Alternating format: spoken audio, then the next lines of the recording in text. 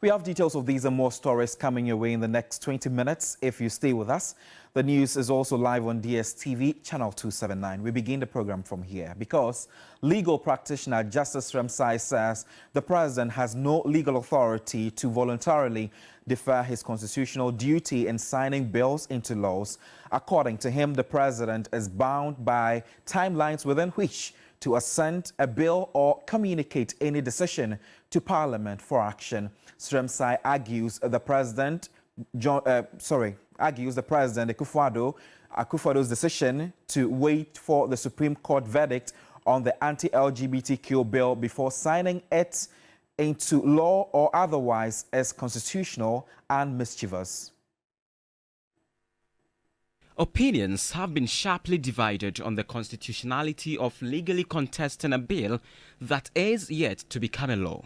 Private citizen Richard Sky has headed to the Supreme Court challenging the procedures that led to the passage of the Human Sexual Rights and Family Values Bill, also called the Anti-Gay Bill, by Parliament.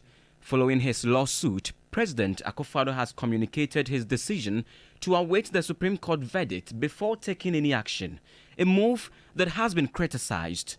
A legal practitioner, Dr. Justice Sremsai, says the president is out of order to assume that posture, arguing he must act according to the constitutional timelines. I think the president was being mischievous in taking that kind of position.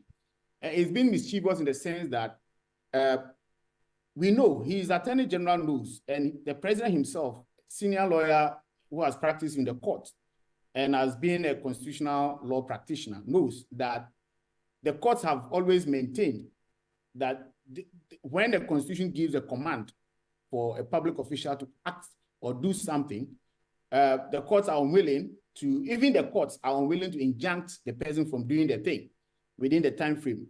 And it is not in the president's discretion to decide when to do what he is supposed to do. So it's completely out of order for the president to make that suggestion. The Supreme Court had previously adjudicated a similar procedural matter, but in that case, the bill had already been passed into law. In the current case, Sremsai believes the lawsuit challenging the legality of the Human Sexual Rights and Family Values Bill raises legal questions. If the allegation in the suit is about whether a procedure for making the law has been breached, then it doesn't matter that the law itself has not been passed. That person may be heard by the Supreme Court. The question, however, is whether the Supreme Court is ready to be hearing matters which concern the procedure for making a law, even when the law has not been passed. He believes this will be a landmark case, but fears that if the case is not handled well, it may open the floodgate for more procedural matters to be sent to the court. And in this case, whether you like it or not, will be kind of a landmark case or kind of a case which would create a new precedent, because I think this is the first time that the 1992 Supreme Court would be really looking at a question which attacks the procedure of a case, while the procedure of making a law while the law has not been passed. Sponsors of the bill have already kicked against the decision by the president, with many worried about the likely implications if the president misses the constitutional timelines. Christian Yali, TV3 News. Key sponsor of the anti-LGBTQ bill, Sam Nartey George, says it is premature for people to challenge the constitutionality of the anti-LGBTQ bill since it is yet to become law. He maintains that president does not need to wait for the apex court verdict if he really wants to sign the controversial bill into law. The Constitution says you either accent it or you reject it. Even when there's a court suit? The court suit has not placed an injunction on the president. It's one of the reliefs that Richard Sky is seeking in his suit. But again, we'll wait to see what the Supreme Court determines. Like you rightly pointed out, Amanda Odoi went to the Supreme Court in June 2023 to actually seek an injunction as one of her reliefs against the Speaker of Parliament to stop the Speaker from doing the second consideration and doing the clause-by-clause consideration. The Supreme Court set up a 9-member panel chaired by the Chief Justice herself, Gertrude Torkornoo, and they returned a 9-0 verdict against Amanda Odoi. Because on what basis are you asking the Supreme Court to stop Parliament from doing its job? And the Supreme Court was clear that they do not see what Parliament's work, what infringement of Amanda Odoi's rights or any citizen's rights would happen, would be occasioned by Parliament doing its job. The President carrying out his constitutional mandate, it'll be interesting to see how that would infringe the rights of anybody. So we'll wait and see. We'll want to see if the Supreme Court can sit on a bill, because the Constitution is clear, you know, in Article 2, that if there is an act of Parliament, Parliament hasn't passed an act yet. We've passed the bill. The bill is going to the President. The President will have to assent before it becomes an act. And so I hold a respectful view, even though this matter is sub judice and before the Lord Justices of the Supreme Court, I hold the view that this matter is non-justiciable. Debate on the State of the Nation's address delivered by President Akufo-Addo is expected to end this week. Whereas the minority vehemently opposed the President's State of the Nation, the majority have hailed the President. Meanwhile, Parliament has also been vetting the President's deputy ministerial nominees for various positions. The appointment committee is expected to present its report on the vetting to the Speaker, detailing who's been approved or otherwise. After 7 years of governance, President Akufo-Addo last month undertook his first ministerial reshuffle, which saw some ministers kicked out and some reassigned, including Finance Minister, Health Minister, and his 2 deputies, Minister for Housing, Roads, and Highways.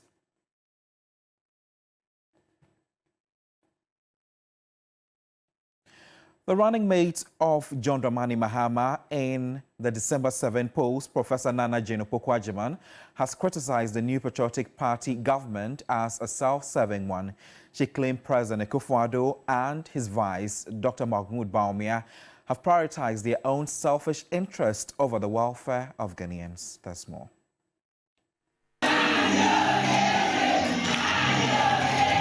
Professor Nana Opoku-Agyeman was given a rousing welcome addressing the NDC's National Women's Conference at the University of Ghana.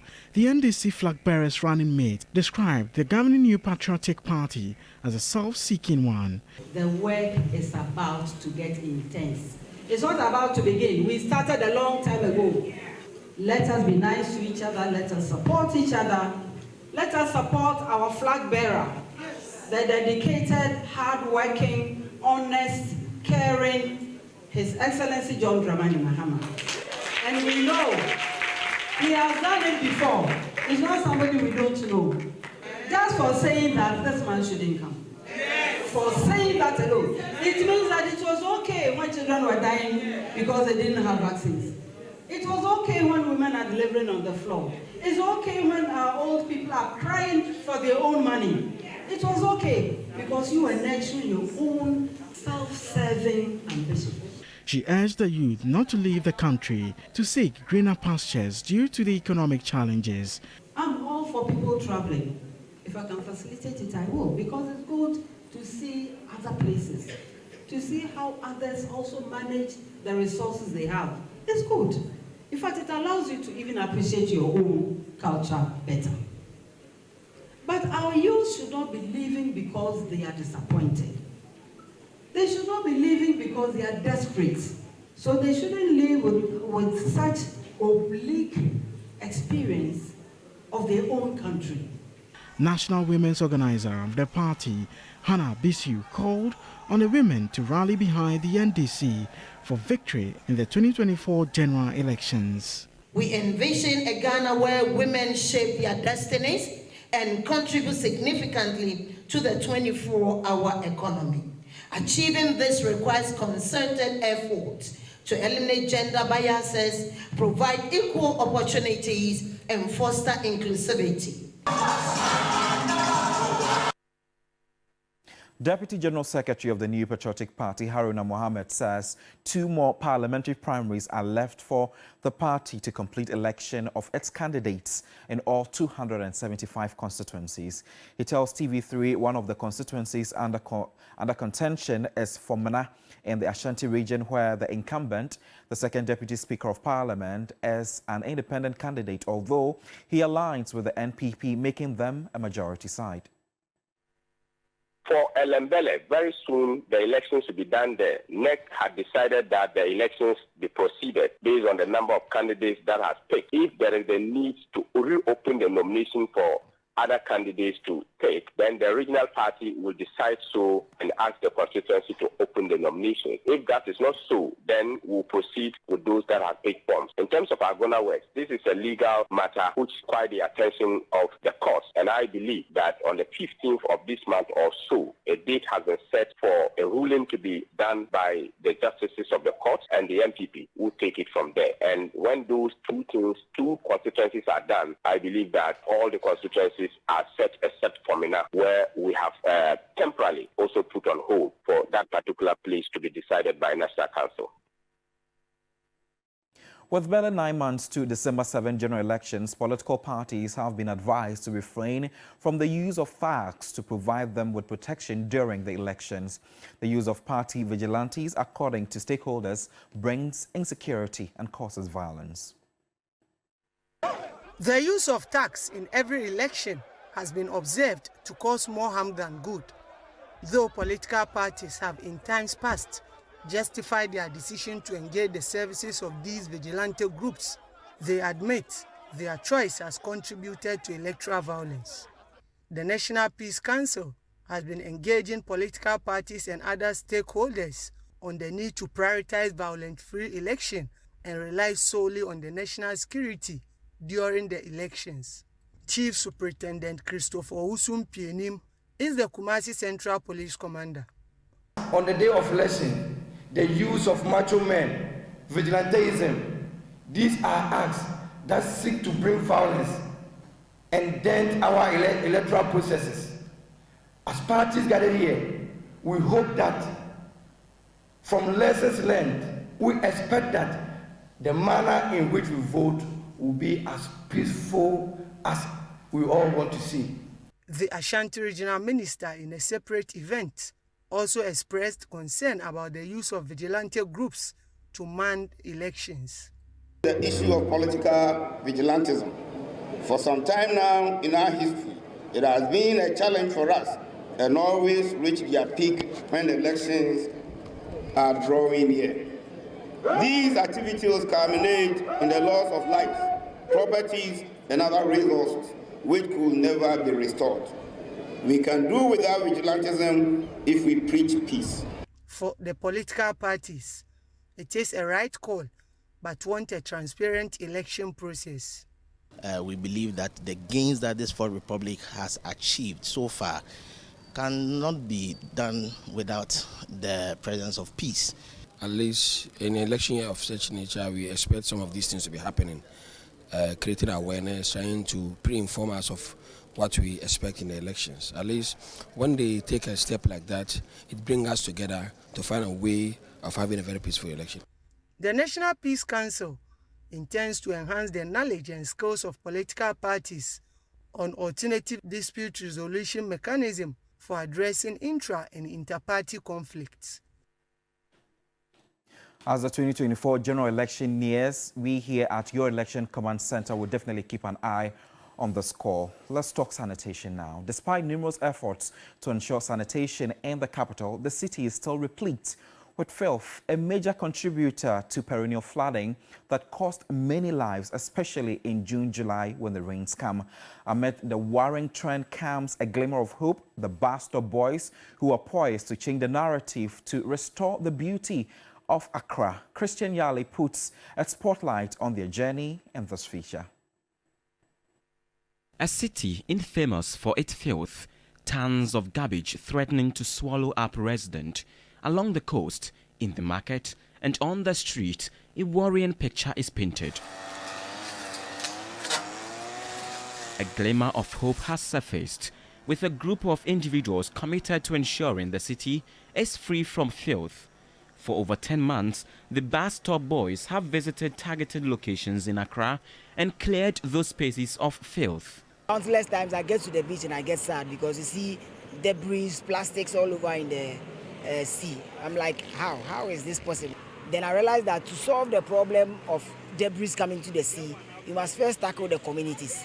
Leader of the Bus Stop Boys, Heniba Kojusafo, is worried about the human behavior that contributes to the large amount of waste. You go to the market center where we all buy our foodstuffs and you can see an old person or somebody like my mother's age, sitting close to trash and comfortably selling. The sanitation challenge in Accra has many sides, with the lack of adequate sanitation caught and logistics blamed.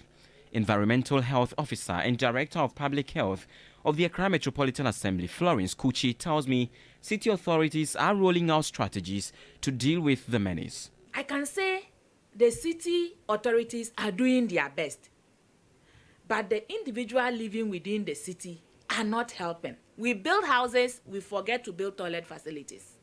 Toilet is part of sanitation, that is liquid waste management. Oh, I actually miss my days when I used to visit the farm a lot of times to weed. President Akufo-Addo in 2017, that was his very first State of the Nation address, where he told Ghanaians that by the end of his first term in office, he is going to ensure that Accra becomes the cleanest city. It is one of the reasons many, for instance, have questioned how sustainable this new drive by the Bus Stop Boys is going to be. For the purposes of sustainability, that is why we are pushing for education. Our interest is not just cleaning. Because if we continuously cleaning and after 10 years nothing changes, then everything we have done is practically a waste of time. Appearing before Parliament Appointment Committee, Sanitation Minister nominee Lady Al-Hassan called for attitudinal change in achieving the dream to make Accra the cleanest city in Africa. Provisions have been made, all the infrastructure investment have been made. What we have is attitudinal, the persons, to ensure that we keep our environment, our workplaces, the market, wherever we find ourselves, to ensure that we all join in this noble call. But Florence Kuchi believes there is a structural defect that needs urgent fixing. There is a structural defect that needs to be joined together for us to see a good environmental health and sanitation in Ghana. Either than that, we will fight and will always come back to round zero. Activities of the Bus Stop Boys do not come without challenges. The biggest one was the equipment or the tools we were using to get a job done. And our greatest worry was after cleaning, where to deposit or to dump the trash.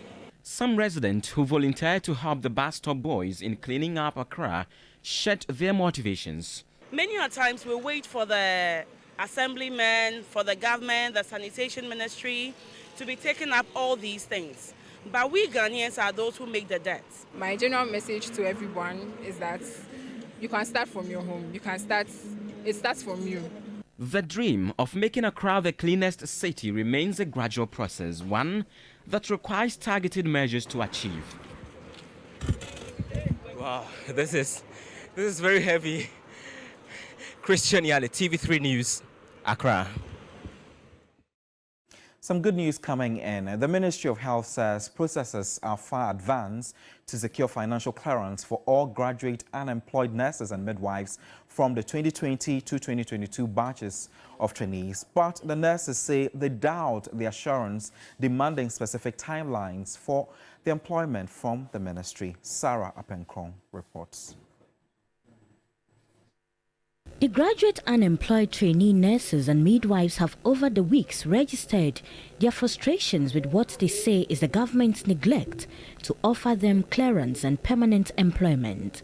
The backlog of trainees ranges from the 2020, 2021 and 2022 graduates from the various accredited public universities and training colleges.